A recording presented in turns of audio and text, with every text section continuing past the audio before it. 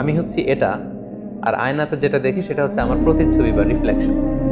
So ছবিতে কিন্তু একই কাজটা করা হয়। ফটো যে আমরা তুলি সেখানে আমার প্রতিচ্ছবিকে ইমেজে, ডিজিটাল ফরম্যাটে ইমেজে সংরক্ষণ করা হয়, কিংবা সেটা যখন আমরা প্রিন্ট করি তখন কাগজে সেটাকে নিয়ে আসা হয়।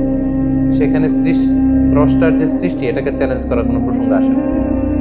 কিন্তু সেই মানুষটাকে যখন আমি কাগজে স্কেচ করতে চাই, অঙ্কন করতে চাই, এটা কেমন যেন ওই মানুষটাকে আমি এখানে আঁকতে চাই, তৈরি করতে চাই, এটা স্রষ্টার সৃষ্টির সাথে কাইন্ড অফ চ্যালেঞ্জ, একটা দুঃসাহস দেখা। এই কারণেই মূলত প্রাণীর ছবিকে অঙ্কন করা ইসলাম নিষেধ করেছে।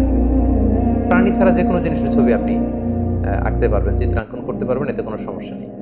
অর্থাৎ যেটা আল্লাহর কাজকে চ্যালেঞ্জ করার মতো, সে কাজটি ইসলামে আসলে নিষিদ্ধ।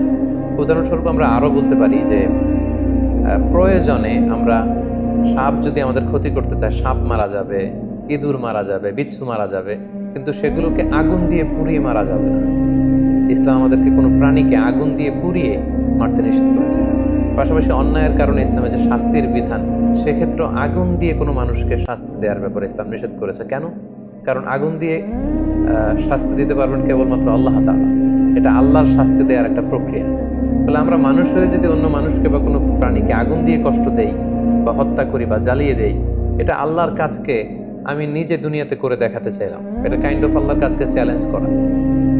কারণ আগুন দিয়ে শাস্তি দিবেন আল্লাহ তাআলা জাহান্নামে, এবং আমরা এই আগুনের শাস্তি থেকে কিন্তু আল্লাহ তাআলার কাছে পানাহ চাই সবসময়। আমরা পড়ি ওয়াকিনা আযাবান নার, হে আল্লাহ আপনি আমাদেরকে আগুনের শাস্তি থেকে বাঁচান।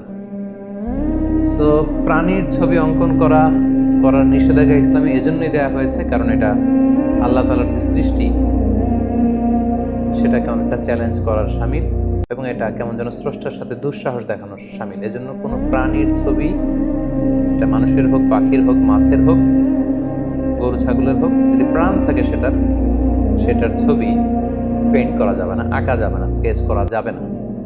তো এজন্যই যেহেতু প্রাণীর ছবি অঙ্কনের দ্বারা স্রষ্টার সৃষ্টির সাথে চ্যালেঞ্জ দেওয়া হয়, এজন্য এটা নিষেধ। সো কাগজে কোনো প্রাণীর ছবি আঁকা যাবে না, কিংবা কোনো মূর্তি তৈরি করা যাবে না। সম্প্রতির সময়ে যে ভাস্কর্যের কথা বলা হচ্ছে, এই মূর্তি, ভাস্কর্য সবগুলো কিন্তু একই হুকুম। সেটা প্রাণীর ছবি কাগজে আঁকার চেয়েও আরও ভয়ঙ্কর, কারণ কাগজের মধ্যে কিন্তু 3D থাকে না, কিন্তু মূর্তি বা ভাস্কর্য যখন দেওয়া হচ্ছে, এটা পুরো মানুষের অবয়ব, একটা 3 ডাইমেনশনে এই কর্মটি, এই শৈল্পিক কর্মটি সম্পাদন করা হচ্ছে। সো প্রাণ আছে এমন কোনো জিনিসের ছবি আঁকা যাবে না, অন্য জিনিস আপনি আঁকতে পারেন।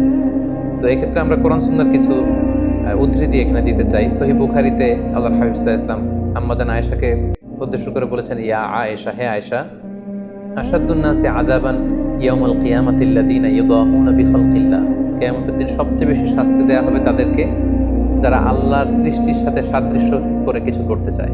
অর্থাৎ আপনি যদি প্রাণী আঁকতে চান, কেমন যেন আল্লাহর সৃষ্টির সাথে সাদৃশ্য করে আপনি কিছু করে দেখাতে চাইলেন। এবং বুখারী মুসলিম উভয় হাদিসের গ্রন্থে এসেছে, আল্লাহ রাসূল সাল্লাল্লাহু আলাইহি ওয়াসাল্লাম ইরশাদ করেছেন, ইন্না আশাদ্দান নাসি আযাবান ইয়াউমাল কিয়ামাতি আল মুসাউবিরুন, কিয়ামতের দিন তাকে সবচাইতে বেশি শাস্তি দেওয়া হবে যে প্রাণীর ছবি আঁকে বা মূর্তি বানায়, কিংবা স্ট্যাচু বা স্কাল্পচার বা ভাস্কর্য তৈরি করে।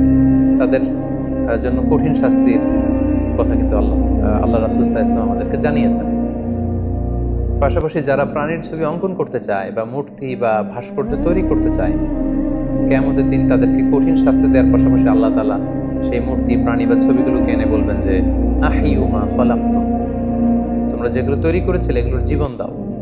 একটা মানুষের ছবি যখন স্কেচ করা হয়, এটা একটা ছবি, কিন্তু এটাতে জীবন দেওয়ার সুযোগ কিন্তু আমাদের নেই। রূহ বা প্রাণ দিতে পারেন কেবলমাত্র আল্লাহ তাআলা। তো সেদিন আল্লাহ বলবেন আহিউ মা খালাকতুম, তোমরা যা তৈরি করেছো এটার ভেতরে তোমরা প্রাণ দাও, এবং সেটার সক্ষমতা কখনোই আমাদের হবে না। তো প্রিয় ভাই, আপনি প্রশ্ন করেছেন যে কেন নিষেধ করা হয়েছে, এবং লেটসে হিউম্যান অ্যানাটমির প্রসঙ্গে এনে নিটারের তৈরি একটি বইয়ের কথা বলেছেন, সেখানে তিনি হাতে এঁকেছেন।